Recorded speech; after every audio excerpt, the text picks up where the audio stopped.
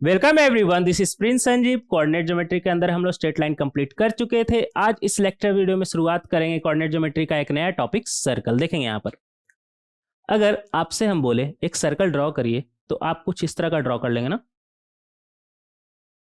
एक सेंटर होगा और रेडियस होगा। अगर इसका एरिया का बात करें तो वो कितना होता है हमारा पाई आर स्क्वायर।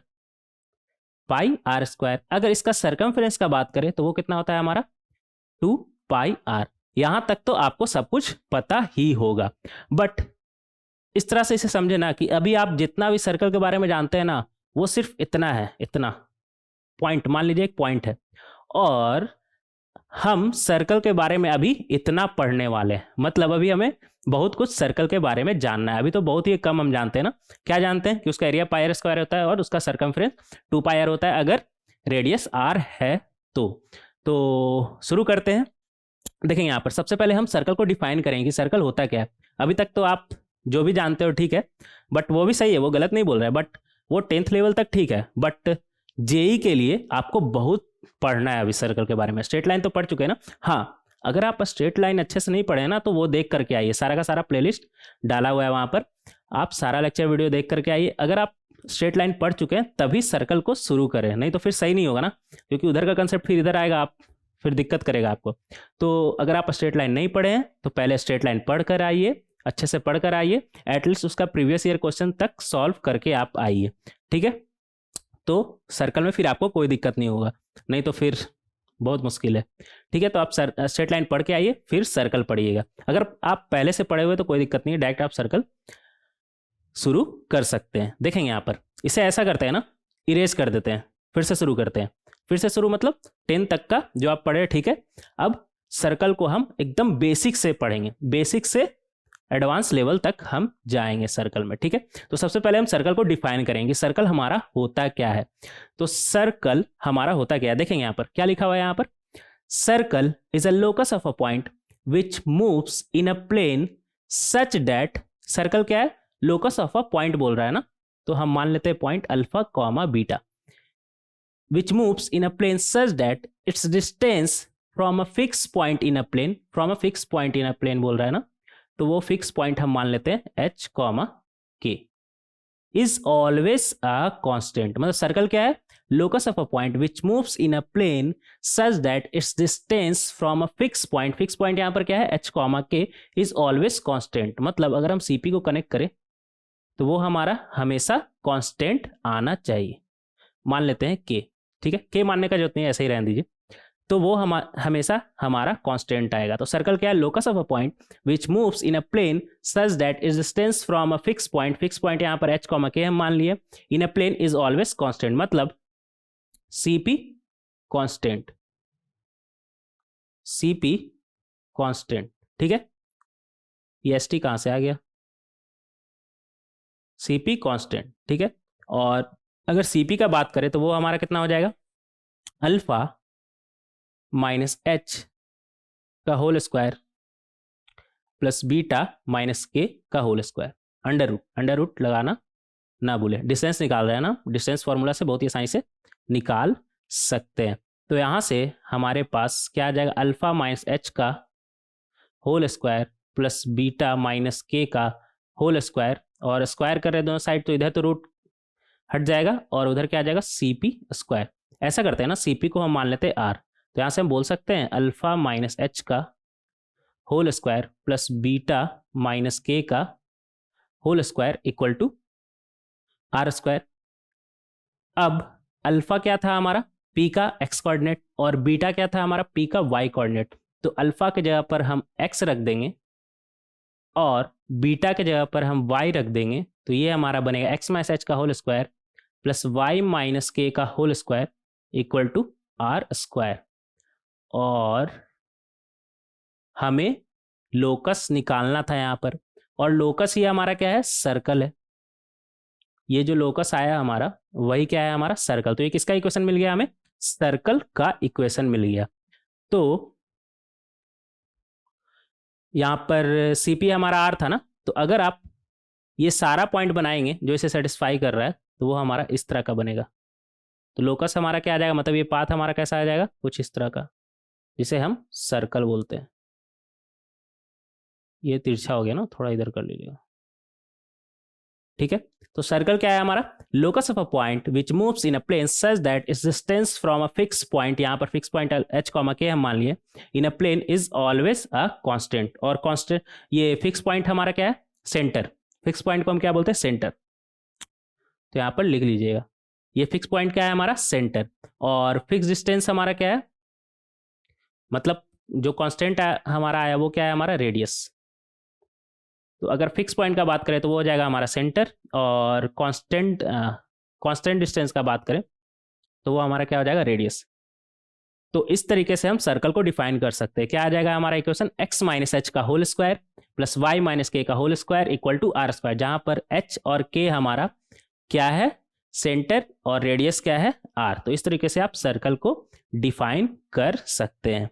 इसे अच्छे हैंड राइटिंग में हम यहाँ पर पहले से लिख कर लाए हैं, equation of circle, X minus H का whole square plus Y minus K का whole square equal to radius का स्क्वायर।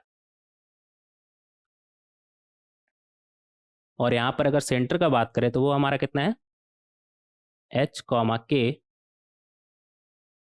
और रेडियस का बात करें तो वो हमारा कितना है, आर। तो अगर आपको सेंटर पता है, मतलब एच कॉमा के पता है और रेडियस पता है, तो आप डायरेक्ट सर्कल का इक्वेशन लिख सकते हैं। इसका एक दूसरा रूप भी है। दूसरा रूप कौन सा, इसे आप ओपन करके लिख लीजिए। तो जब आप इसे ओपन करके लिखेंगे तो कुछ इस तरह का दिखेगा, X square plus Y square plus 2gx plus 2fy plus C equal to 0।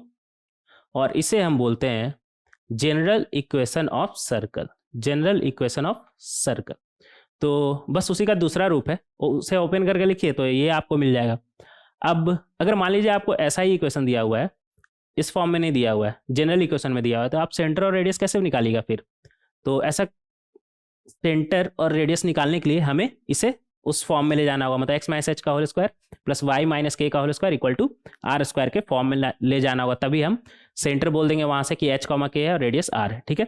तो इसे उस फॉर्म में हम कैसे ले जाएंगे, देखिएगा यहाँ पर, इसे हम लिख सकते हैं एक्स स्क्वायर, और यहाँ पर 2gx है ना, तो 2gx, और ऐसा करते हैं ना, यहाँ पर जी स्क्वायर लिख देते हैं, वाई स्क्वायर और क्या है 2fy ना, 2fy, और ऐसा करते हैं ना एफ स्क्वायर लिख देते हैं। अब बैलेंस करने के लिए जी स्क्वायर प्लस एफ स्क्वायर हम प्लस किए हैं तो उसे माइनस भी करना होगा, तो वो माइनस जी स्क्वायर और एफ स्क्वायर भी हम कर लेंगे बैलेंस करने के लिए, ठीक है। अब यहाँ पर आपको दिख गया होगा ये क्या लिखा हुआ है हमारा, ये क्या लिखा हुआ है हमारा, ये लिखा हुआ है एक्स प्लस जी का होल स्क्वायर, और ये क्या लिखा हुआ है हमारा, वाई प्लस एफ का होल स्क्वायर। और इन सभी को उस तरफ ले जाइए तो ये हमारा बनेगा G square plus F square minus C, ठीक है। तो यहाँ से आ जाएगा हमारा, इसे एक्स माइनस एच का whole square plus Y minus K का whole square equal to R square के फॉर्म में लिखना है ना, तो इसे हम इस तरह से लिख सकते हैं, एक्स माइनस माइनस जी का whole square plus Y minus minus F का होल स्क्वायर, ये स्क्वायर अच्छे से लिखिएगा, इक्वल टू, इसे रूट में लिख सकते हैं क्या, फिर स्क्वायर कर लेंगे, मतलब G square plus F square minus C का होल स्क्वायर। तो ये आ गया हमारा एक्स माइनस एच का whole square plus Y minus K का whole square equal to R square. तो यहाँ से हमें एच कॉमा के नहीं दिख रहा है, दिख रहा है कितना आ जाएगा हमारा, सेंटर का बात करें, एच कितना आ गया हमारा माइनस जी, और के कितना आ गया हमारा माइनस एफ। तो इस तरीके से हम सेंटर निकाल सकते हैं।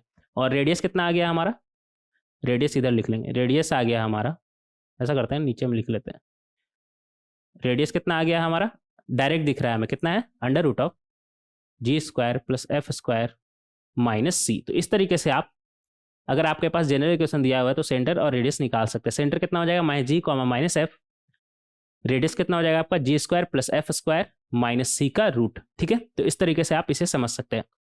अब यहाँ पर देखिएगा रेडियस हमारा रूट के साथ आया है ना, तो यहाँ पर ऐसा करिए, एक स्लाइड पहले ऐड कर लीजिए, रुक जाइएगा, कौन सा था ये हमारा, हाँ, जनरल इक्वेशन था ना।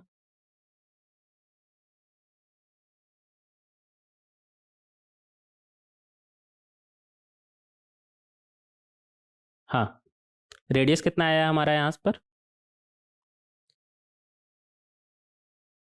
G square plus F square minus C, ये आया ना हमारा रेडियस।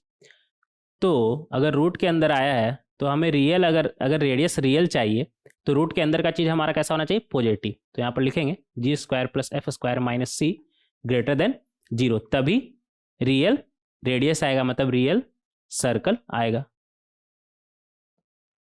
इनफैक्ट अगर इसका वैल्यू जीरो भी हो जाता है तब भी कोई दिक्कत नहीं है,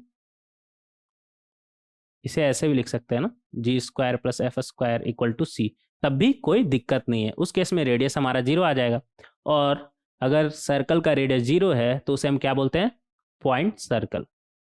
तो पॉइंट सर्कल अगर कहीं पर लिखा दिख जाए आपको तो समझ जाइएगा कि रेडियस जीरो वाला सर्कल, ठीक है, तब भी कोई दिक्कत नहीं है। पॉइंट सर्कल हो सकता है ना वो सर्कल जिसका रेडियस जीरो है, मतलब कुछ इस तरह का दिखेगा पॉइंट, शायद आपको दिख रहा है कि नहीं दिख रहा है पता नहीं, सिर्फ एक पॉइंट ही, तो उसे भी तो हम सर्कल बोल सकते हैं जिसका रेडियस जीरो है। लेकिन अगर इसका वैल्यू निगेटिव आ गया रूट के अंदर वाला चीज़ का, तो फिर आप क्या करिएगा, हम क्या करेंगे, जब अंदर का चीज़ ही निगेटिव आ गया तो रेडियस इमेजनरी आ गया हमारा, मतलब सर्कल भी कैसा आ जाएगा हमारा, इमेजनरी सर्कल। ठीक है, तो इस बात का ध्यान रखिएगा कि G square plus F square minus C देख लीजिएगा पॉजिटिव निगेटिव या फिर जीरो आ रहा है, उस बेसिस पे हम बता सकते हैं कि सर्कल हमारा रियल आएगा या फिर इमेजनरी आएगा या फिर पॉइंट सर्कल आएगा। तो आगे बढ़ेंगे। एक चीज़ और यहाँ पर ध्यान दीजिएगा कि इस इक्वेशन में X square plus Y square plus two G X plus two F Y plus C equal to zero में टोटल कितना अननोन है, जी एफ और सी लिखेंगे यहाँ पर। अगर टोटल अननोन का हम बात करें तो वो हमारा कितना है, लिखेंगे यहाँ पर थ्री अननोन, तीन अननोन है ना। तो अगर हमें ये इक्वेशन चाहिए, मतलब जी एफ सी की जगह पे कुछ ऐसा कांस्टेंट वगैरह दिखे 2 3 4 इस टाइप का, तो उसके लिए कम से कम हमारे पास तीन कंडीशन होना चाहिए। तीन अननोन को फाइंड करने के लिए कम से कम तीन कंडीशन हो तभी तो हम फाइंड कर सकते हैं ना। तो अगर तीन कंडीशन को निकालने के लिए तीन अननोन को निकालने के लिए हमें तीन कंडीशन चाहिए, मतलब जी एफ सी अगर हमें मिल गया तो सर्कल का इक्वेशन मिल गया, मतलब सर्कल का इक्वेशन के लिए हमें तीन कंडीशन चाहिए। तीन कंडीशन क्यों चाहिए, क्योंकि सर्कल का इक्वेशन तभी निकलेगा जब जी एफ सी तीनों निकलेगा, और तीनों को निकालने के लिए हमारे पास कम से कम तीन कंडीशन होना चाहिए, तभी हम सर्कल का इक्वेशन निकाल सकते हैं। तो इसे नोट करके लिख लीजिएगा, यहाँ पर हम पहले से लिख कर लाए हैं कि अगर हमारे पास अगर हमें सर्कल का इक्वेशन चाहिए तो हमारे पास एटलीस्ट थ्री कंडीशन होना चाहिए, थ्री डिफरेंट कंडीशन। तीन से ज़्यादा हो तो चलेगा, कोई दिक्कत नहीं, हम सिर्फ तीन का यूज करके निकाल लेंगे, ठीक है। तो तीन इंडिपेंडेंट आर्बिट्रेरी कांस्टेंट होता है, तो उसे निकालने के लिए हमें थ्री डिफरेंट कंडीशन चाहिए, और वो निकल गया तो सर्कल का इक्वेशन निकल गया। तो इसे नोट करके लिख दीजिएगा, और सर्कल सॉल्व करेंगे तो वहाँ पर देखेंगे कुछ क्वेश्चन इस पे देखेंगे, तब आपको बात समझ में आएगा। अभी इतना समझ जाइए कि सर्कल का इक्वेशन निकालने के लिए हमारे पास एटलीस्ट थ्री डिफरेंट कंडीशन होना चाहिए, तभी हम जी एफ सी का वैल्यू निकाल पाएंगे, और जी एफ सी का वैल्यू निकाल लिए तो सर्कल का इक्वेशन निकाल लिए, ठीक है। अब एक चीज़ और यहाँ पर बात करना है सेकेंड डिग्री इक्वेशन के बारे में।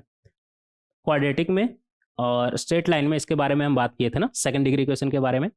सेकंड डिग्री इक्वेशन होता क्या है हमारा, कुछ इस तरह आपको दिखेगा, X square plus B Y square plus two H X Y plus two G X plus two F Y plus C equal to zero. ये हो गया हमारा general equation of second degree. अब ये सर्कल कब रिप्रेजेंट करेगा, straight line में देखे थे कि ये स्ट्रेट लाइन कब रिप्रेजेंट करेगा, अब यहाँ पर देखेंगे कि ये सेकंड डिग्री इक्वेशन हमारा सर्कल कब रिप्रेजेंट करेगा। अगर आप इस इक्वेशन को, सर्कल के इक्वेशन को पहले ही बात कर चुके हैं, X square plus Y square plus two G X plus two F Y plus C equal to zero, तो यहाँ पर एक चीज़ आप ध्यान दीजिएगा कि एक्स स्क्वायर और वाई स्क्वायर का कोएफिशिएंट क्या है, दोनों वन है। इनफैक्ट अगर वन नहीं, वन के जगह पे कुछ भी रहता, जैसे मान लेते हैं ए या बी कुछ भी रहता है हमारा, तो तब भी हम वन बना सकते थे, दोनों का कोएफिशिएंट डिवाइड कर देते हैं। अगर दोनों का मान लेते हैं कोएफिशिएंट हमारा ए है, तो ए से डिवाइड करके हम बना देते हैं इसे X square plus Y square plus two G X plus two F Y plus C equal to zero के फॉर्म में। तो इन दोनों का कोएफिशिएंट वन कब आएगा, जब ए और एक्स स्क्वायर और वाई स्क्वायर दोनों का कोएफिशिएंट हमारा सेम हो, तभी हम 1 1 बना सकते हैं। तो सर्कल का इक्वेशन के लिए पहला बात कि एक्स स्क्वायर और वाई स्क्वायर का हमारा कोएफिशिएंट सेम होना चाहिए। इसे यहाँ पर समझेंगे अच्छे से। क्या लिखा हुआ है हमारा second degree equation? X square plus B Y square plus 2h X Y plus 2g X plus 2fy plus c equal to 0 है ना। तो हम चाहते हैं कि कंडीशन निकालना कि कब ये सर्कल को रिप्रेजेंट करेगा। तो ऐसा करते हैं ना, एक्स स्क्वायर और वाई स्क्वायर का कोएफिशिएंट हमारा कैसा था वहाँ पर 1 ना, तो यहाँ पर 1 बनाने की कोशिश करेंगे। तो उसके लिए ऐसा करते हैं, ए हम बाहर कॉमन निकाल लेते हैं, तो ये हमारा बनेगा एक्स स्क्वायर प्लस यहाँ पर क्या आ जाएगा B by A Y square plus 2h by A X Y plus 2g by A X plus 2fy a y plus c by a equal to 0। अब अगर ये किसी एक सर्कल को रिप्रेजेंट कर रहा है, मतलब एक्स स्क्वायर और वाई स्क्वायर का कोएफिशिएंट हमारा कैसा होना चाहिए 1। तो एक्स स्क्वायर के पास तो आपका 1 दिख रहा है। ऐसा करते हैं ना, ए को पहले हटा लीजिए, तभी अच्छे से आपको दिखेगा। ए को हटा सकते हैं, इन दोनों का प्रोडक्ट 0 और ए 0 नहीं है, मतलब ये इक्वेशन ही हमारा 0 है। ये ब्रैकेट के अंदर वाला चीज़ ही हमारा 0 है। तो इसे लिखेंगे X square plus B by A Y square plus 2h by A X Y plus 2g by A X plus 2fy a y plus c by a equal to 0। ठीक है, ये ब्रैकेट अब लगाने का जरूरत नहीं है, ये हट गया ना।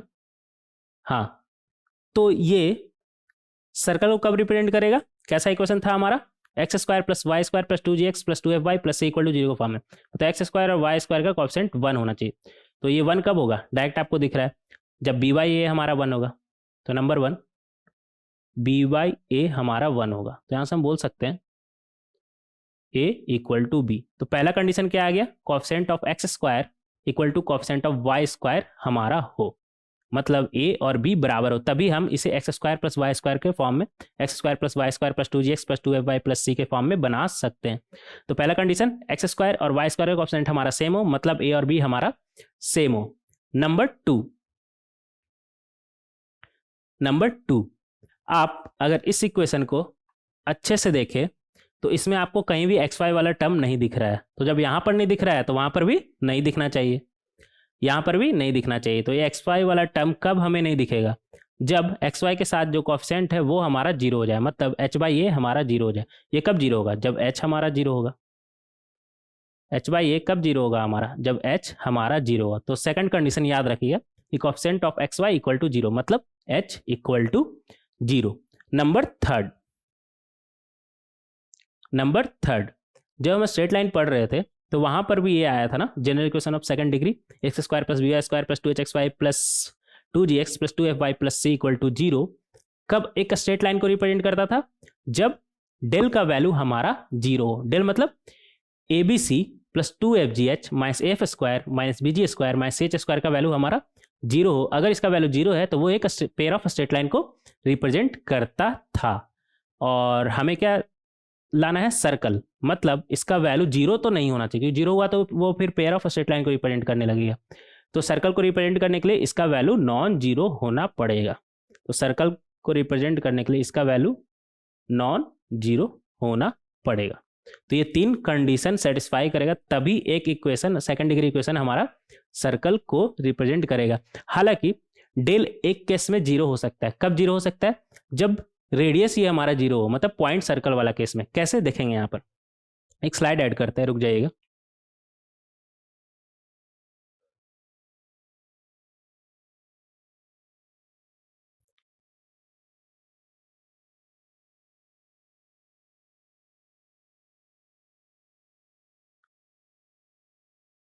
ऐड हो गया ना?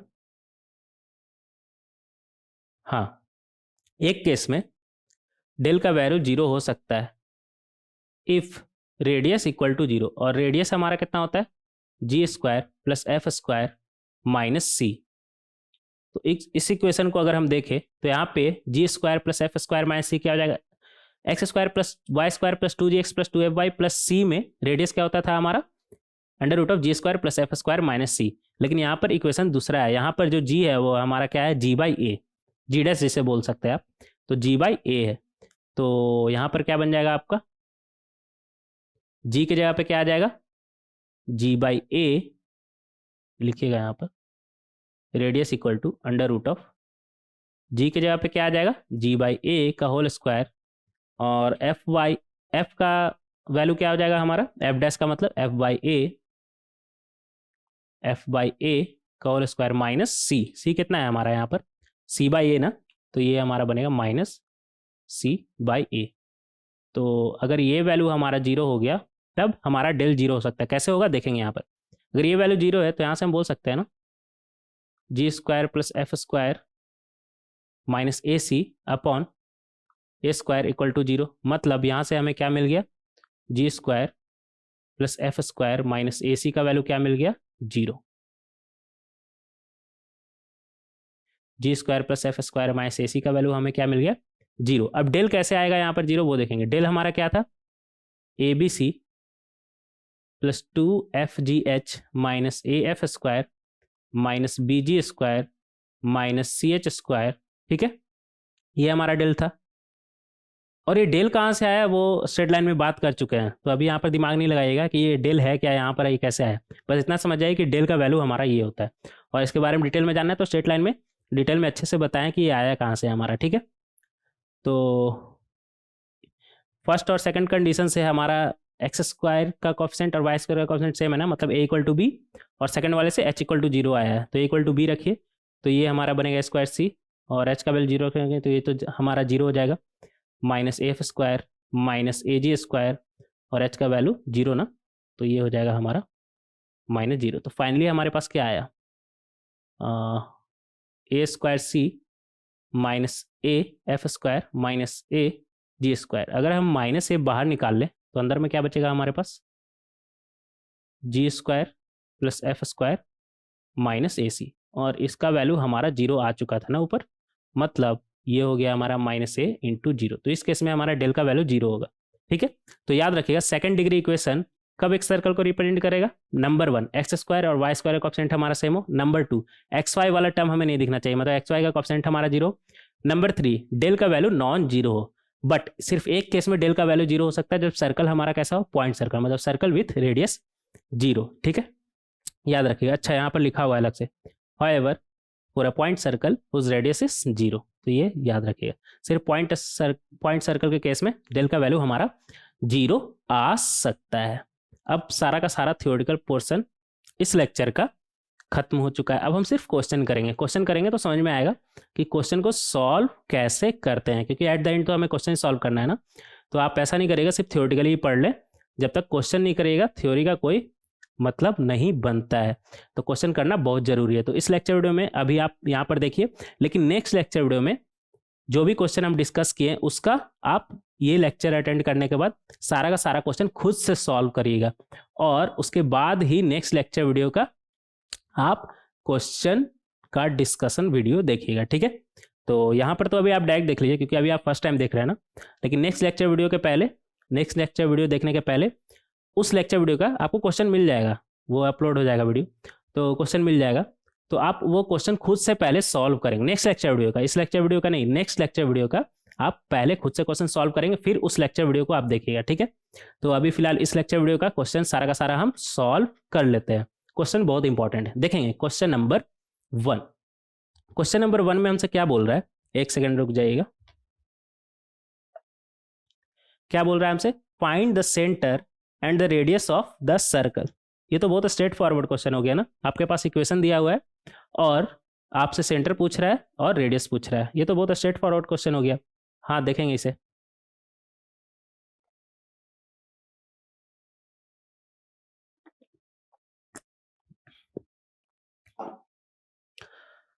देखेंगे नंबर वन का वन देखेंगे, क्या लिखा हुआ है हमारे पास, 3x square plus 3y² minus 8x minus 10y plus 3 equal to 0। हम क्या पढ़ के आए थे कि अगर x² plus y² plus 2gx plus 2fy plus c equal to 0 है, तो यहाँ पर सेंटर होता है हमारा -g, -f। और रेडियस क्या होता है हमारा, r। रेडियस क्या होता है हमारा, √g² plus f² minus c। ये हम पढ़ के आए थे, बट यहाँ पर तो दूसरा ही दे दिया कुछ। तो इसे हम कैसे सॉल्व करेंगे, इसे हम सॉल्व करेंगे उस फॉर्म में पहले ले जाकर, मतलब इसे हम इस फॉर्म में लाएंगे। कैसे लाएंगे देखेंगे, यहाँ पर 3 से डिवाइड कर दीजिए बोथ साइड, तो ये हमारा बनेगा x² plus y² minus 8/3 x minus 10/3 y plus 3/3 1 हो जाएगा हमारा। अभी भी इस फॉर्म में नहीं आया है, तो इसे हम क्या करेंगे, इसे ऐसे लिखेंगे, x² प्लस y² को रहने देते हैं और इसे लिखेंगे प्लस 2 कितना आ जाएगा हमारा, -4/3x प्लस 2 कितना आ जाएगा हमारा, -5/3y plus c equal to 0। तो अब आपको दिख रहा होगा x² plus y² plus 2gx plus 2fy plus c। Direct आपको दिख रहा होगा g कितना आ गया हमारा, -4/3, f कितना आ गया हमारा, -5/3 और c कितना आ गया हमारा 1। अब हमें ये तीनों पता है, तो हम इजली इसका सेंटर और रेडियस निकाल सकते हैं। सेंटर हमारा कितना हो जाएगा, -g, -f, तो मतलब हो जाएगा हमारा 4/3। ऐसा करते हैं ना, हर बार आप लिखते चलिएगा जिससे आपको याद हो जाए कि सेंटर क्या होता है हमारा, -g, -f। तो ये हो जाएगा हमारा 4/3, 5/3। और रेडियस कितना होता है हमारा, लिखेगा आप प्रॉपर पूरा लिखिएगा। क्या लिखेगा, g² plus f² minus c। अभी फिलहाल लिखिएगा, जब आप सीख रहे हैं ना तो हर एक फार्मूला को लिखिएगा जिससे आपको याद रहे, अलग से कुछ भी आपको रटने का जरूरत नहीं है, ठीक है। तो अभी आप प्रैक्टिस में शुरू में है तो लिखिएगा, ऐसा नहीं डायरेक्ट आप वैल्यू पुट करने लगे, पहले फॉर्मूला लिखिएगा जिससे आपको एट द एंड याद हो जाए। तो g कितना था हमारा, -4/3 ना, तो -4/3 का स्क्वायर। f कितना था हमारा, -5/3 ना, -5/3 का स्क्वायर माइनस c का वैल्यू कितना है 1। तो ये हमारा बनेगा √16/9 25/9 -1। तो ये आ जाएगा हमारा, कितना आ रहा है हमारा, 16/9 -1, ये हमारा आ जाएगा 7/9 और प्लस 25/9, तो ये हो जाएगा हमारा 32/9। तो ये हो जाएगा हमारा 4/3√2। तो रेडियस कितना आ गया हमारा, 4/3√2, ठीक है। और सेंटर कितना आ गया हमारा, 4/3, 5/3। और अभी तो सिर्फ 1 का 1 ही सॉल्व किया ना, अभी 2 और 3 बचा हुआ है, तो उसे भी सॉल्व करेंगे हम। उसके लिए एक स्लाइड ऐड करना पड़ेगा, इस स्लाइड में तो नहीं हो पाएगा ना, हाँ रुक जाइएगा। क्वेश्चन नंबर 1 था ना हमारा ये, हाँ तो एक सेकेंड,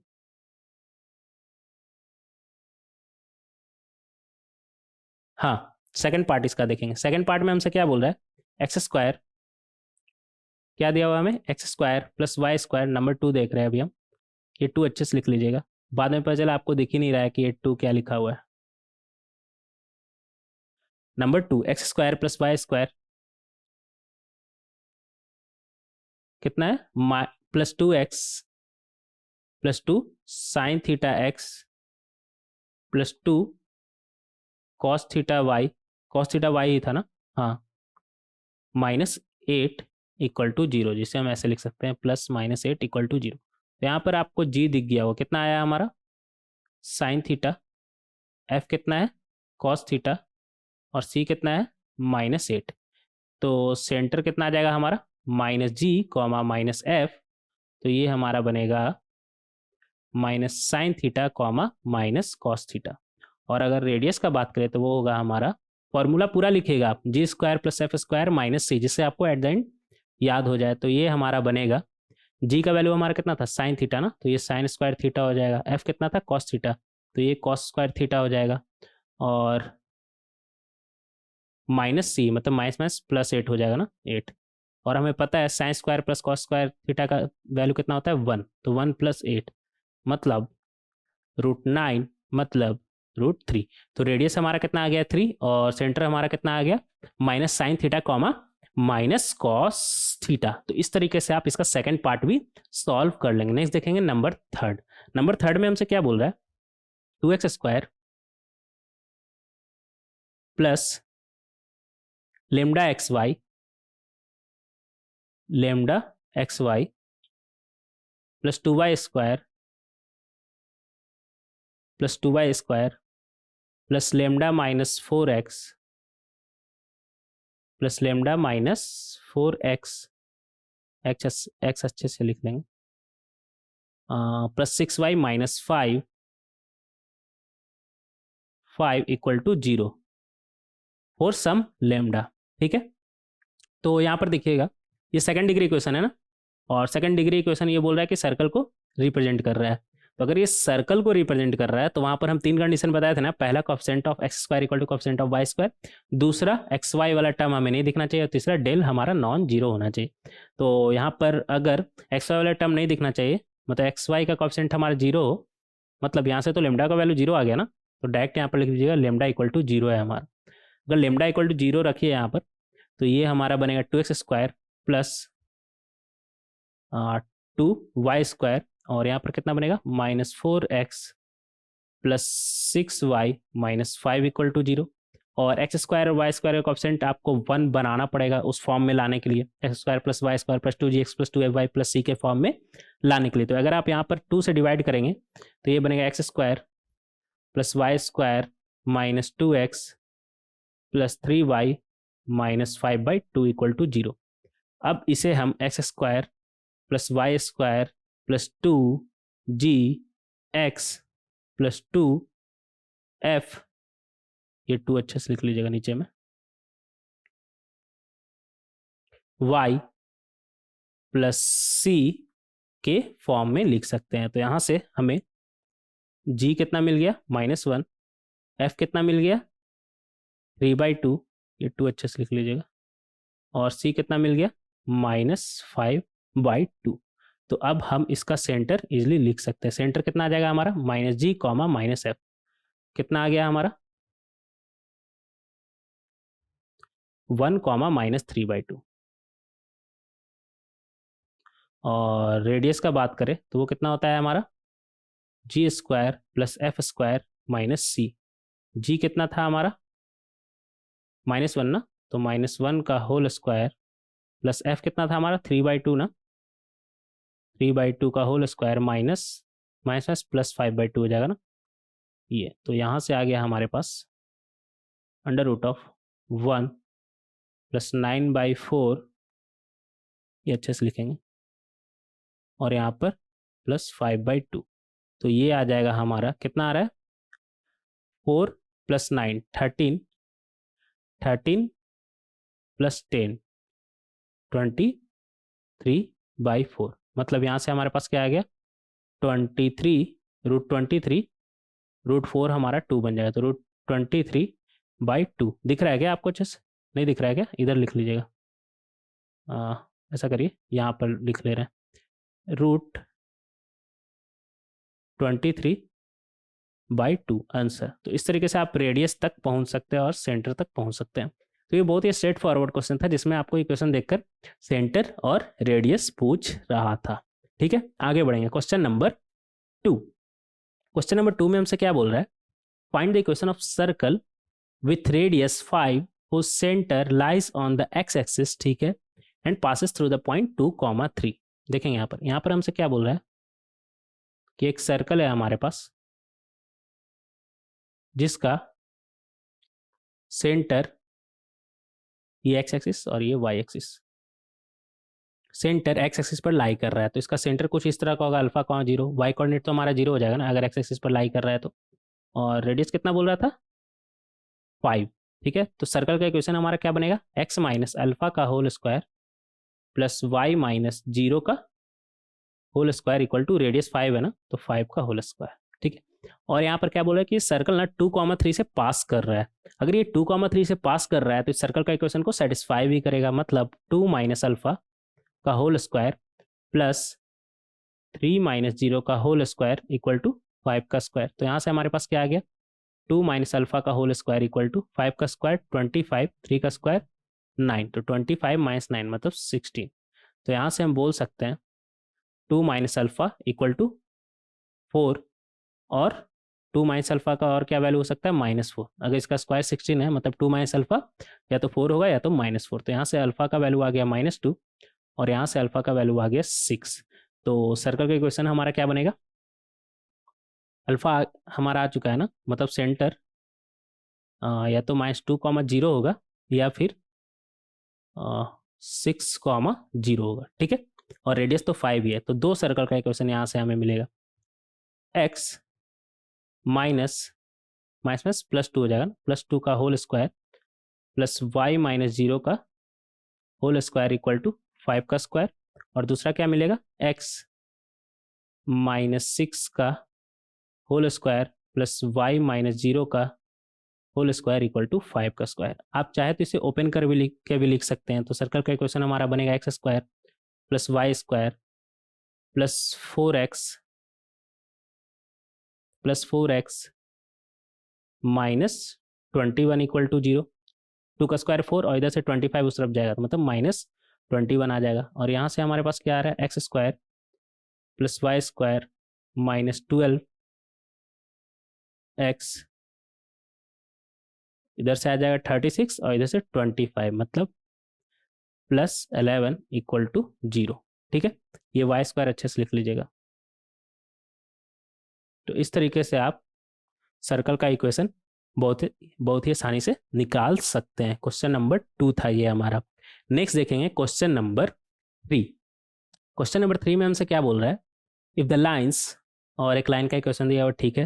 अच्छा, एक और लाइन का इक्वेशन, 2 लाइन का इक्वेशन दिया हुआ है। If the lines this one and this one are diameters of the circle, ठीक है। देखेंगे यहाँ पर क्या हमसे बोल रहा है कि एक सर्कल है जिसका 2 डायमीटर का इक्वेशन हमें दिया हुआ है। ये हमें दिया हुआ डायमीटर का इक्वेशन। तो इन दोनों डायमीटर का मतलब इन दोनों लाइन का पॉइंट ऑफ इंटरसेक्शन ही हमारा सेंटर हो जाएगा ना। कॉमन पॉइंट 2 लाइन के बीच अगर वो डायमीटर है तो वो हमारा सेंटर होगा। तो सेंटर तो हम निकाल लेंगे सबसे पहले। कितना बोल रहा है, x plus Y equal to 6 और x plus 2y equal to 4। तो माइनस करिएगा तो यहाँ से आ जाएगा -y इक्वल टू 2, मतलब y इक्वल टू -2। अगर y का वैल्यू -2 है तो x का वैल्यू कितना आ जाएगा हमारा, 6 माइनस वाई, मतलब 6 माइनस -2 मतलब कितना आ गया 8। तो सेंटर हमारा कितना है 8, -2 ना, 8, -2। रेडियस दे रखा है क्या, नहीं। क्या दे रखा है, विच पासेस थ्रू, मतलब ये सर्कल पास कर रहा है कौन सा पॉइंट से, 2,6। Then find the equation. अगर इतना इन्फॉर्मेशन से अगर हम सर्कल का इक्वेशन लिखे तो वो हमारा कितना बनेगा, x माइनस 8 का whole square plus Y minus +2 हो जाएगा ना, +2 का whole square equal to radius का स्क्वायर। और हमें बोल रहा है कि ये जो सर्कल है वो 2,6 से पास कर रहा है, मतलब 2,6 इसे सेटिस्फाई करेगा। तो ये हमारा बनेगा 2 माइनस 8 का whole square plus Y plus 2 का whole square equal to radius का स्क्वायर। अच्छा, 2,6 था ना तो वाई के जगह पे 6 रख दीजिएगा।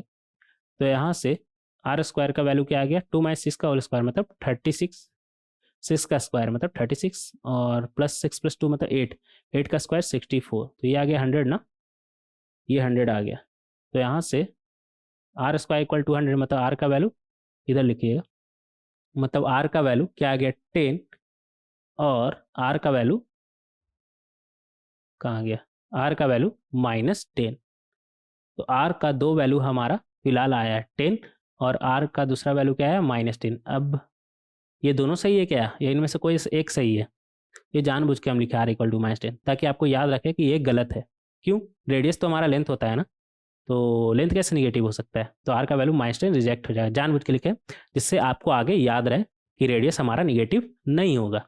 तो आर का वैल्यू 10 आ जाएगा हमारा। तो अब हम सर्कल का इक्वेशन लिखेंगे, कितना आया हमारा, x माइनस सेंटर हमें पता है 8, -2 ना, x माइनस 8 का whole square plus Y minus +2 हो जाएगा ना का होल स्क्वायर इक्वल टू 10 का स्क्वायर, और इसे आप चाहे तो ओपन करके भी लिख सकते हैं। कितना बनेगा हमारा, x square plus Y square minus 16x plus 4y, और इधर 64 और 4 68, और इधर से -100 जाएगा, तो मतलब -32 इक्वल टू 0। तो इस तरीके से आप सर्कल का इक्वेशन निकाल सकते हैं। ठीक है,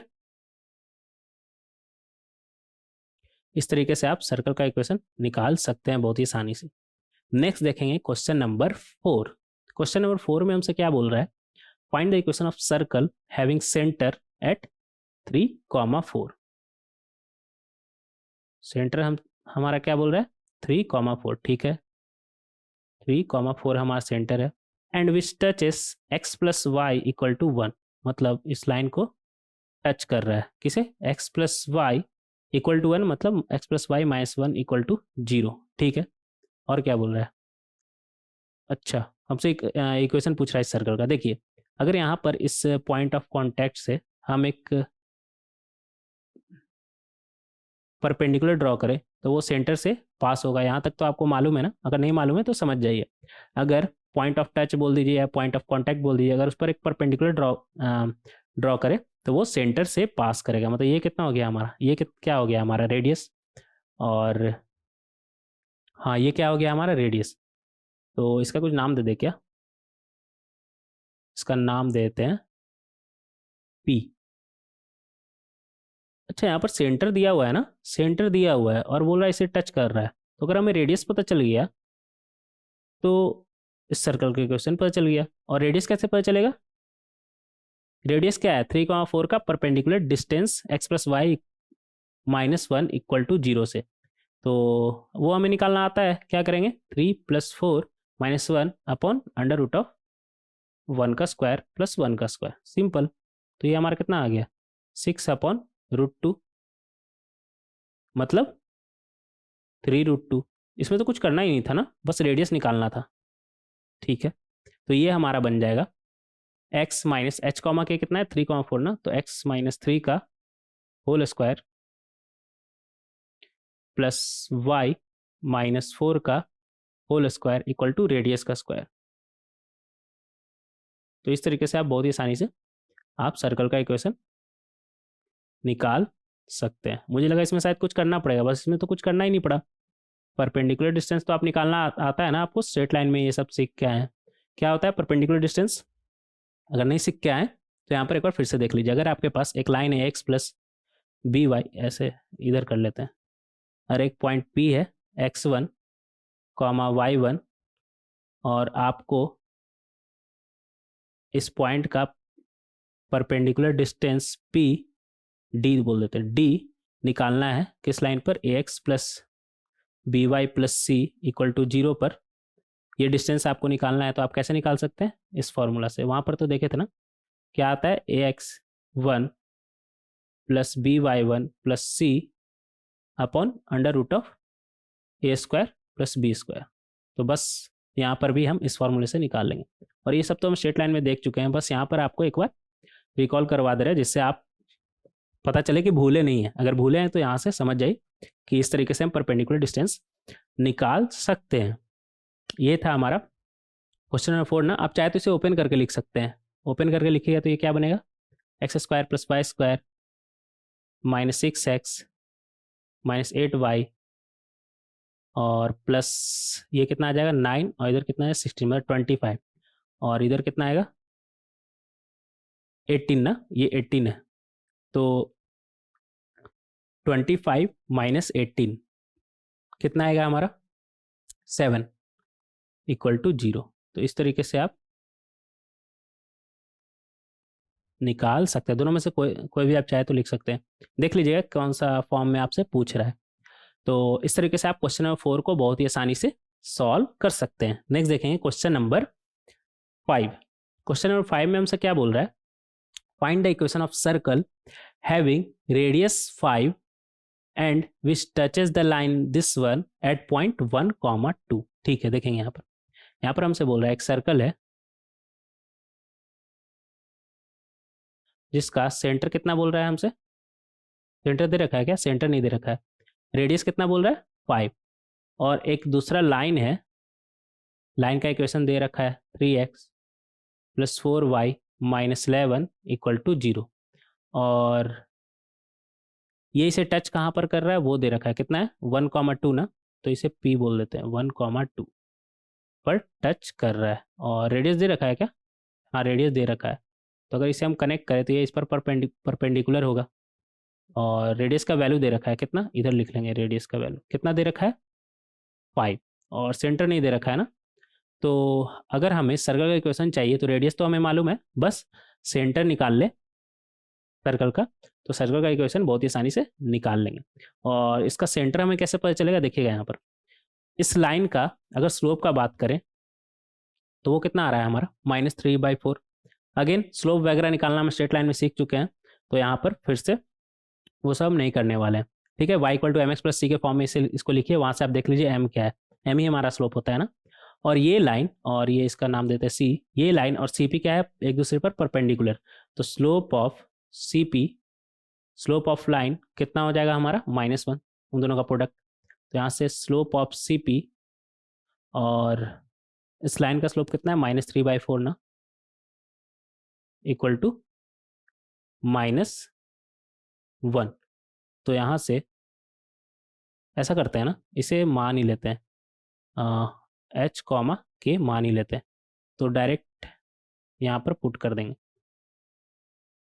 तो स्लोप कैसे निकलेगा, k-2 अपॉन h-1, और इसका स्लोप कितना है -3/4 इक्वल टू -1। तो यहाँ से हमारे पास क्या आ जाएगा, ये माइनस माइनस तो कैंसिल, क्या बना हमारे पास 3k -6 इक्वल टू 4h -4। तो यहाँ से आ जाएगा हमारे पास 4h -3k 6 -4 कितना आ जाएगा हमारा 2 प्लस 2 इक्वल टू 0। तो h और k में एक रिलेशन तो हमारे पास मिल गया, अगर एक रिलेशन और रहता तो हम बहुत ही आसानी से निकाल लेते। दूसरा रिलेशन कैसे मिलेगा, हमें रेडियस मालूम है ना, तो डिस्टेंस फार्मूला से कुछ मिलेगा शायद हमारा। डिस्टेंस फार्मूला से हम बोल सकते हैं k-2 का होल स्क्वायर प्लस h-1 का होल स्क्वायर कितना आ जाएगा, रेडियस का स्क्वायर मतलब 5 का स्क्वायर। तो अगर हम यहाँ पर अच्छे से देखें तो k का वैल्यू हमारा क्या आ रहा है 4h प्लस 2/3, तो 4h प्लस 2/3 -2 का होल स्क्वायर प्लस h-1 का होल स्क्वायर इक्वल टू 5 का स्क्वायर। तो यहाँ से आ जाएगा हमारे पास 4h 3 × 2 6 हो जाएगा ना, मतलब 4h -4 अप का स्क्वायर अपॉन 9 प्लस h-1 का होल स्क्वायर इक्वल टू 5 का स्क्वायर। यहाँ से बोल सकते हैं 4 को बाहर निकालेंगे तो वो कितना हो जाएगा 16, तो 16h h-1 का होल स्क्वायर 16/9 प्लस h-1 का होल स्क्वायर इक्वल टू 5 का स्क्वायर। तो यहाँ से कितना आ जाएगा हमारे पास 16 + 9 25 h-1 का होल स्क्वायर इक्वल टू 5 का स्क्वायर, यहाँ पर 9 है ना, इक्वल टू 5 का स्क्वायर। तो ये 5 का स्क्वायर 25 गया, तो यहाँ से हमारे पास क्या आ गया, इधर ही लिख ले क्या, h-1 का होल स्क्वायर इक्वल टू 9, मतलब h-1 इक्वल टू 3 और h-1 इक्वल टू -3। तो h का वैल्यू कितना आ गया 4 और h का वैल्यू कितना आ गया -2। तो h का वैल्यू 4, तो k का वैल्यू हमारा कितना आ जाएगा, k का वैल्यू हमारा कितना था 4h + 2/3, मतलब 4 × 4 + 2 मतलब 18/3 कितना आ गया 6 आ गया ना। और यहाँ पर k का वैल्यू हमारा क्या आ जाएगा, h के जगह पे -2 रखिए तो आ जाएगा हमारा -8 + 2 मतलब -6/3 कितना आ जाएगा हमारा -2 ही आ जाएगा। तो ये दो कॉम्बिनेशन हमारे पास आया h और k का। 4,6 और -2, और रेडियस तो 5 है ही, तो सर्कल का इक्वेशन नहीं लिख सकते हैं? लिख सकते हैं बहुत ही आसानी से। एक सेकेंड रुकिएगा। क्वेश्चन नंबर कितना था हमारा? ये 5 था ना?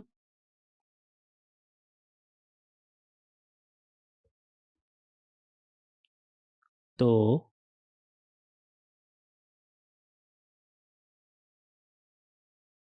हाँ, सर्कल का इक्वेशन लिखेंगे अब हम। पहला सेंटर कितना आया हमारा? 4,6, और दूसरा कितना आया? -2, और रेडियस तो दोनों में कितना आएगा? 5। मतलब 2 सर्कल होगा ऐसा जो एक लाइन को टच करेगा और इसका रेडियस 5 होगा। तो ये हमारा बन जाएगा x -4 का होल स्क्वायर प्लस y -6 का whole square equal to, radius 5 था ना, तो इक्वल टू 25। यहाँ पर बनेगा x +2 का होल स्क्वायर प्लस y +2 का होल स्क्वायर इक्वल टू 25। और सर्कल हमारा कुछ इस तरह का होगा। ये क्या था? 3x + 4y कितना था? 3x + 4y -11 equal to 0। और पॉइंट ऑफ कांटेक्ट कितना बोल रहा था हमारा? 1,2 ना। तो इस लाइन को टच करे वो वाला सर्कल हमारे पास 2 आएगा, जिसका रेडियस कितना है? 5। ये दोनों परपेंडिकुलर होगा ना रेडियस। ये हो गया C1 आपका, कितना आया? 4, इधर लिख लीजिएगा, 4,6, और ये रहा C2, ये कितना आया आपका? -2, और रेडियस तो आपका 5 है ही। ठीक है, तो 2 सर्कल आएगा यहाँ पर जो इस लाइन को टच करेगा, जिसका रेडियस 5 होगा। तो इसे ओपन करके आप लिखना चाहे तो लिख सकते हैं। क्या बनेगा आपका? x² + y² -8x -12y, और ये 4 का स्क्वायर 16, और 6 का स्क्वायर 36। तो 16 + 36 -25, तो 27 आ जाएगा ना, +27 इक्वल टू 0। आप चाहे तो ओपन करके लिख सकते हैं, ऐसे वो भी सही है था ना। तो इस तरीके से ये देख लीजिएगा सही आया ना, ऐसा ना हो कि कुछ कैलकुलेशन मिस्टेक हो जाए। हाँ, ये सब यहाँ तक तो सही है।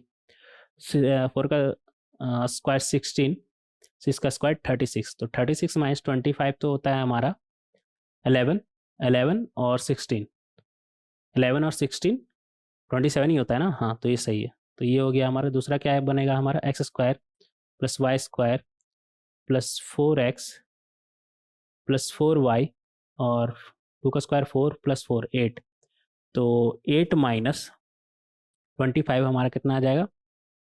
-17 इक्वल टू 0। तो इस तरीके से आप निकाल सकते हैं। किसी फॉर्म में आप चाहे तो लिख सकते हैं, जनरल फॉर्म में लिखिए, कोई दिक्कत नहीं है। तो ये था हमारा क्वेश्चन नंबर 5। तो इस तरीके से क्वेश्चन नंबर 5 को हम सॉल्व कर सकते हैं। नेक्स्ट देखेंगे क्वेश्चन नंबर 6। क्वेश्चन नंबर 6 में हमसे क्या बोल रहा है? एक सेकंड रुक जाइएगा।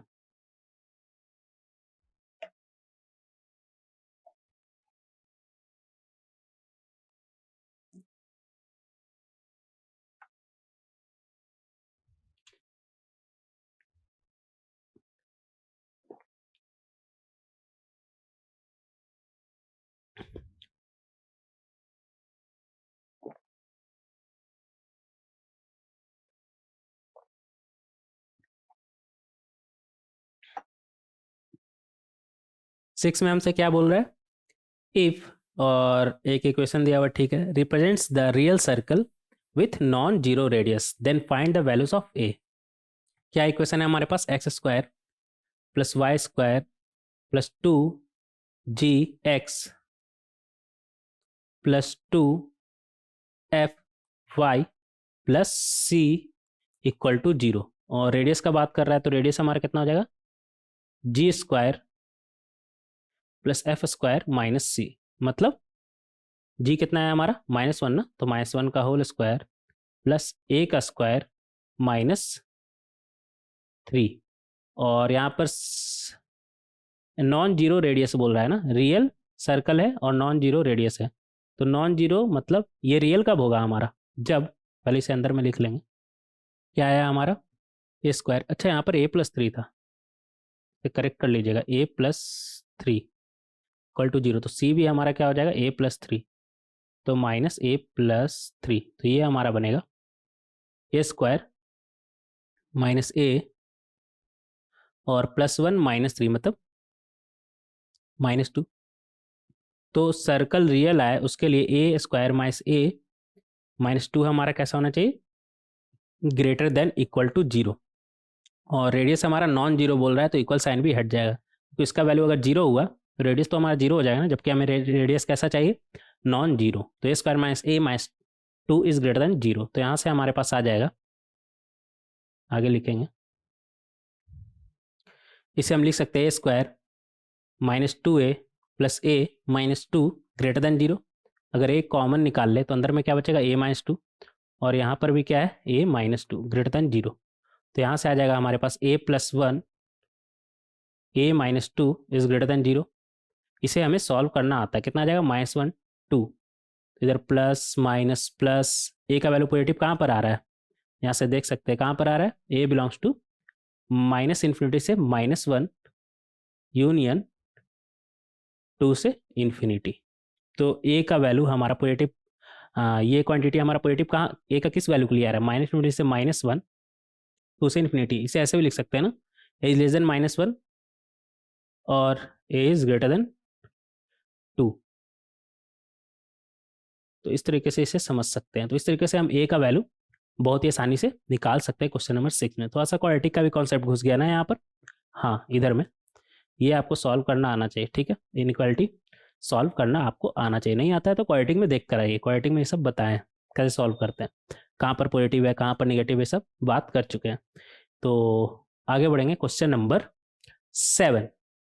क्वेश्चन नंबर 7 में हमसे क्या बोल रहा है, find the image of the circle, और एक सर्कल का इक्वेशन दिया हुआ है, ठीक है, in the line 2x - 3y + 5 = 0। तो इस सर्कल का इक्वेशन क्या है हमारा, x² + y² + 2gx + 2fy + c = 0, ये है सर्कल का इक्वेशन। तो यहाँ से हमें सेंटर नहीं मिल जाएगा, इसका सेंटर कितना हो जाएगा हमारा -g, -f। तो पहले g निकाल लीजिए, स्टेप बाय स्टेप बढ़ेंगे। g कितना है हमारा -1, f कितना है हमारा 2, c कितना है हमारा -4, तो सेंटर हमारा क्या आ जाएगा -g, -f मतलब 1, -2। और रेडियस का बात करें तो वो कितना आ जाएगा हमारा √g² + f² - c, तो ये आ जाएगा हमारा, g कितना है -1 ना, तो -1 का स्क्वायर प्लस f कितना है 2, 2 का स्क्वायर माइनस c, तो +4 हो जाएगा ना, +4। तो ये हमारा बनेगा √9 ना, मतलब 3, रेडियस आ गया 3। तो ये सर्कल जिसका सेंटर है 1, -2 और रेडियस है 3। तो आप यहाँ पर ध्यान दीजिएगा, एक सर्कल है हमारे पास जिसका सेंटर है 1, -2 c, और लाइन का इक्वेशन क्या दे रखा है 2x। ऐसा करते हैं ना, बड़ा सा बनाते हैं,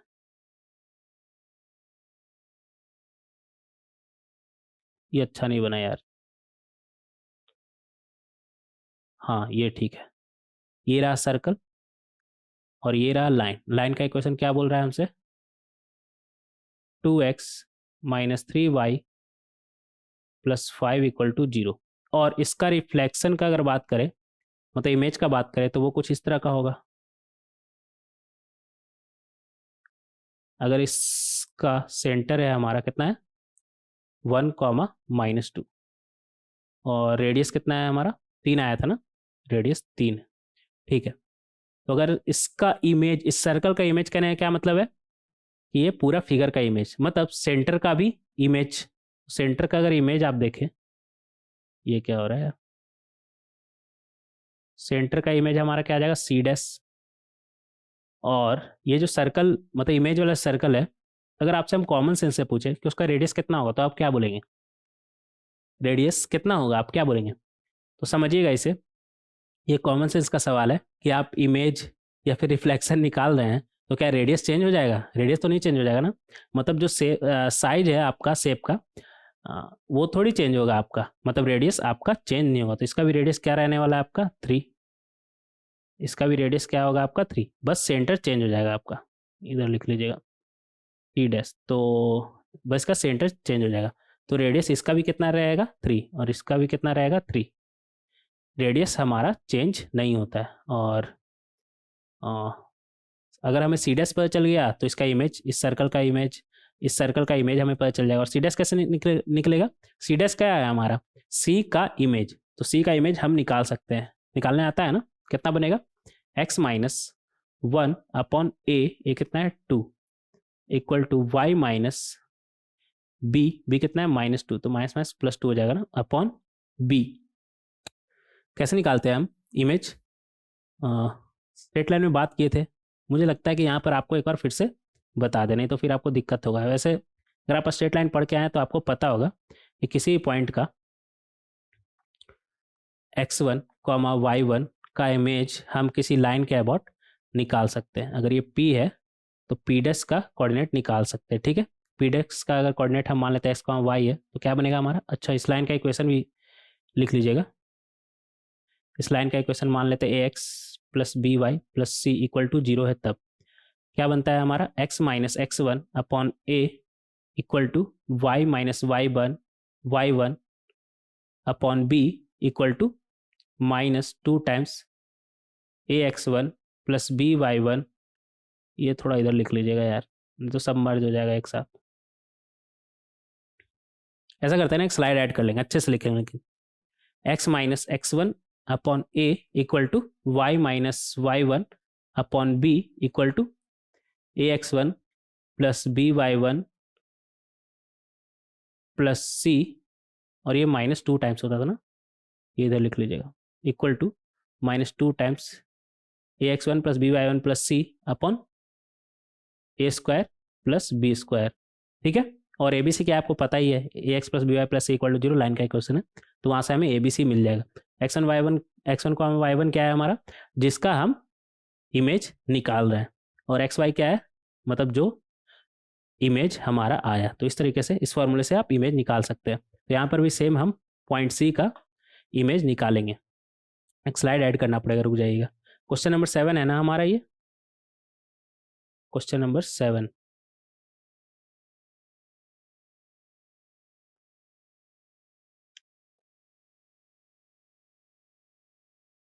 हाँ, क्वेश्चन नंबर 7 में थे ना। तो सी का इमेज हम निकालेंगे, क्या बनेगा हमारा? x माइनस कितना है 1 कॉमा -2 ना, तो x माइनस 1 अपॉन ए कितना है हमारा? 2 है ना, इधर दिख रहा है। अच्छा, यहाँ पर भी है 2 है, तो 2 equal to y minus minus minus +2 हो जाएगा ना, +2 अपॉन बी कितना है हमारा? -3 इक्वल टू -2, और 1 को -2 इसमें रखिए इस लाइन में, तो ये हमारा बनेगा 2 इंटू 1 -3 इंटू कितना है? -2 ना, -2 plus 5 upon A square plus b square, मतलब 2 का स्क्वायर प्लस -3 का स्क्वायर। तो ये हमारा बनेगा -2, ऊपर में कितना बना हमारे पास? ये बन जाएगा 6 प्लस 5 11, 11 प्लस 2 13, और नीचे में कितना आया? 9 प्लस 4 13। ये 13 तो कैंसिल, ये क्या बना हमारे पास? -2। तो यहाँ से हमारे पास x माइनस 1 इक्वल टू 2 आया, क्या? -2, और y प्लस 2 अपॉन -3 इक्वल टू क्या है? -2। तो यहाँ से x का वैल्यू कितना आ जाएगा? -3, और यहाँ से y का वैल्यू कितना आ जाएगा? 4। तो सेंटर हमारा क्या आ गया? -3, 4 इधर आ जाएंगे। ये सेंटर कितना आ गया हमारा? -3, 4। हाँ, -3, 4, तो सेंटर निकल गया, और रेडियस हमें मालूम है, रेडियस कितना था? 3। तो लाइन का इक्वेशन, सर्कल का इक्वेशन हम निकाल सकते हैं। कितना बन जाएगा हमारा? x माइनस कितना आया था सेंटर? -3, 4 ना, तो माइनस माइनस प्लस हो जाएगा ना, x प्लस 3 का स्क्वायर ये क्या हो रहा है यार, आगे बढ़ेंगे। प्लस वाई माइनस 4 का स्क्वायर इक्वल टू 3 का स्क्वायर, तो ये हमारा बनेगा x square plus Y square plus 6x, ये 6x अच्छे से लिखेंगे, 6x माइनस 8y, और इधर 4 का स्क्वायर 3 का स्क्वायर मतलब 25, और ये 3 का स्क्वायर गया मतलब 16 इक्वल टू 0। तो इस तरीके से आप ये अच्छे से लिख लेंगे। ये क्या हो रहा है यार,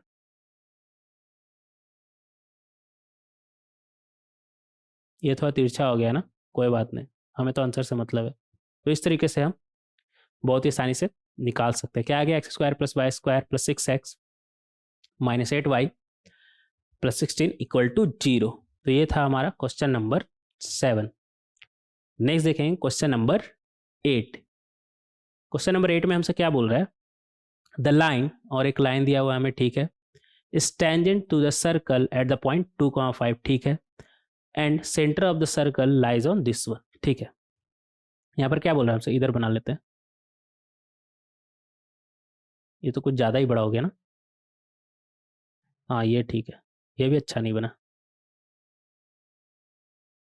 ठीक है जैसा ही बनाओ। तो यहाँ पर क्या बोल रहा है हमसे कि एक सर्कल है जो, जिस पर 2x minus y, 2x minus y plus 1 equal to 0 tangent है एट द पॉइंट 2,5 बोल रहा है ना, 2,5, ठीक है, and the centre of the circle lies on x minus 2y plus 4 equal to 0। क्या है, x minus 2y equal to 0। अगर इसका हम y कोऑर्डिनेट सेंटर का अल्फा मान लें, इधर लिख लीजिएगा, y कोऑर्डिनेट सेंटर का अल्फा मान लें, तो x कोऑर्डिनेट कितना आ जाएगा इस इक्वेशन में, x y की जगह पे अल्फा रखिए तो वो आएगा हमारा 2 अल्फा प्लस 4। सेंटर इस लाइन पर लाई कर रहा है ना, तो अगर y अल्फा है तो x कितना हो जाएगा, 2 अल्फा प्लस 4, तो सेंटर हमारा क्या बन जाएगा, 2 अल्फा प्लस 4 कॉमा अल्फा, और ये पॉइंट ऑफ टच क्या है हमारा 2,5, और ये इस पर परपेंडिकुलर होगा, मतलब रेडियस और ये पॉइंट ऑफ कांटेक्ट को मिलाएं तो ये इस पर परपेंडिकुलर होगा। और इसका अगर स्लोप का बात करें तो वो तो है हमारा 2 ना, और इसका नाम देते हैं ए, इसका नाम देते हैं पी, तो स्लोप ऑफ सी पी हम बोल सकते हैं, और स्लोप ऑफ लाइन मतलब 2, इन दोनों का प्रोडक्ट कितना आना चाहिए, -1, लाइन हमारा परपेंडिकुलर है ना दूसरे के ऊपर, तो यहाँ से स्लोप ऑफ सी पी हमारा कितना आ जाएगा, -1/2, ठीक है, ऐसा करते हैं ना, स्लोप ऑफ सी पी हम निकाल ही लेते हैं ना, स्लोप ऑफ सी पी हमारा कितना आ जाएगा, alpha minus 5 upon 2 alpha plus 4 minus 2, तो ये हमारा बनेगा 2 अल्फा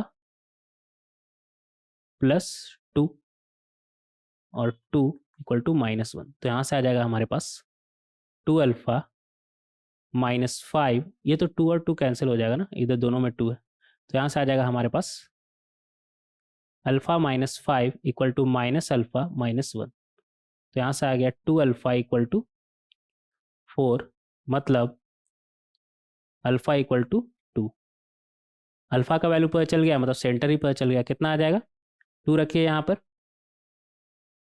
तो ये आ जाएगा 8,2, और रेडियस पता है क्या, अच्छा रेडियस नहीं निकल जाएगा, कैसे निकलेगा, under root of distance formula, आपको सी पता है पी पता है तो नहीं निकल जाएगा, क्या बनेगा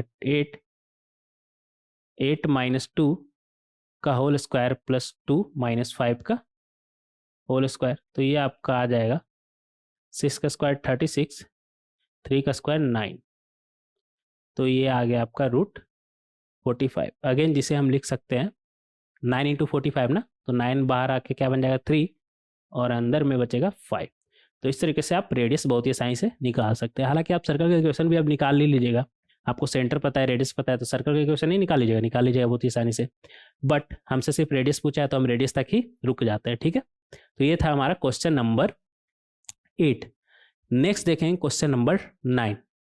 काफ़ी लंबा हो गया क्या लेक्चर, लग तो रहा है, कोई बात नहीं, देखेंगे यहाँ पर question number 9 if the lines, और हमारे पास दो लाइन का इक्वेशन दिया हुआ, ठीक है, are tangents to a circle, ये क्या हो रहा है यार, अच्छा कोई बात नहीं, इरेज करते हैं। इफ द लाइंस, ये ऐसे हुआ ना, मेरा हाथ टच हुआ था,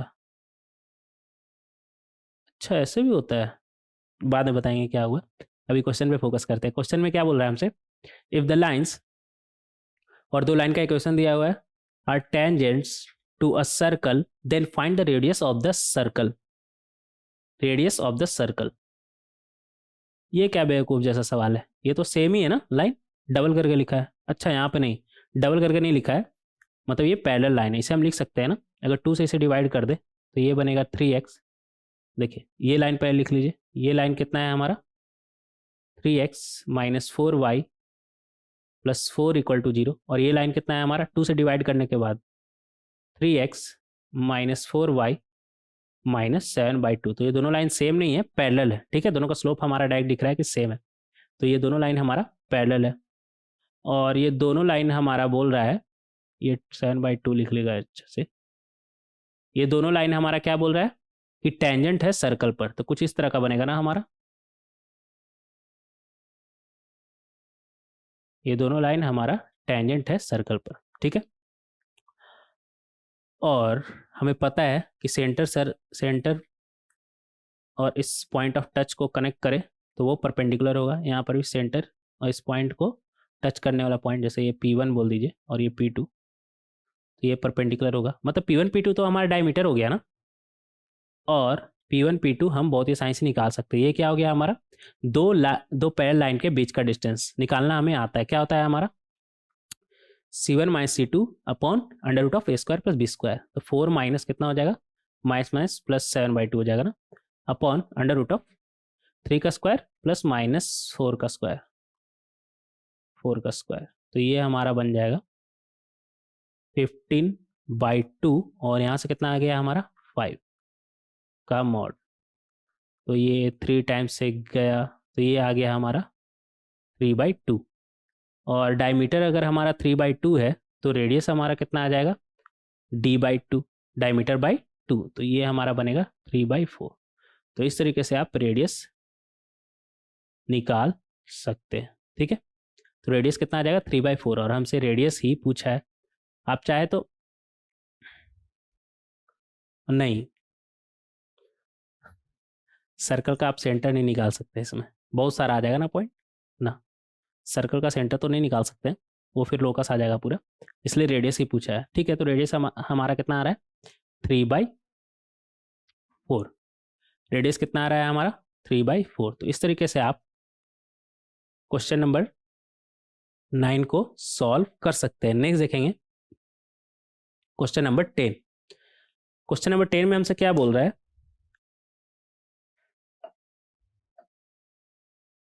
रुक जाएगा थोड़ा,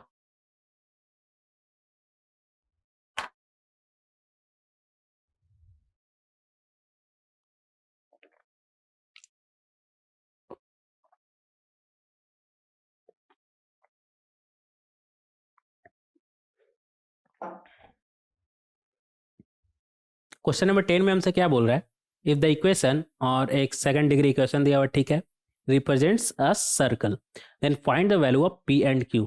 तो अगर हमारे पास एक सेकंड डिग्री इक्वेशन है तो वो सर्कल को कब रिप्रेजेंट करता है, नंबर 1 कोफिशिएंट, ये कितना गंदा हैंड राइटिंग है यार मेरा, है ना, कोफिशिएंट ऑफ x² हमारा कोफिशिएंट, आप समझ जाइएगा, ठीक है, कोफिशिएंट ऑफ y² के बराबर आना चाहिए। नंबर 2 XY के साथ जो कोफिशिएंट है वो हमारा क्या होना चाहिए, 0, h=0 हम देखे थे वहाँ पर। नंबर 3 डेल का वैल्यू हमारा 0, तो देखेंगे यहाँ पर coefficient of x² equal to y², तो यहाँ से हमारे पास क्या आ जाएगा p इक्वल टू 3, तो यहाँ से क्या आ गया हमारे पास p इक्वल टू 3, और h इक्वल टू 0, मतलब xy के साथ जो हमारा टर्म है वो 0, मतलब 2 - q इक्वल टू 0। तो यहाँ से Q का वैल्यू क्या आ गया 2। और हमसे पूछा गया है क्वेश्चन में then find the values of P and Q। तो आगे कुछ सोचने का जरूरत ही नहीं है, बस P और Q ही पूछा है ना, तो ये रहा P और ये रहा Q।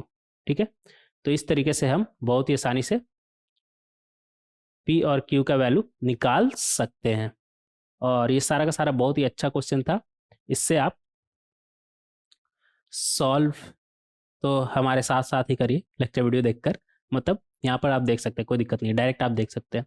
लेकिन नेक्स्ट लेक्चर वीडियो में जितना भी क्वेश्चन है उसका आप प्रैक्टिस करके आइए, उसके बाद ही लेक्चर वीडियो देखिए, तभी फायदा करेगा। नहीं तो ऐसे तो फिर हम सॉल्व कर रहे हैं ना, मेरा सॉल्व करने से क्या फ़ायदा, मुझे तो एग्जाम में बैठना नहीं है, आपको एग्जाम में बैठना है। तो अगर आपको एग्जाम में बैठना है तो आपको ही सॉल्व करना होगा ना खुद से।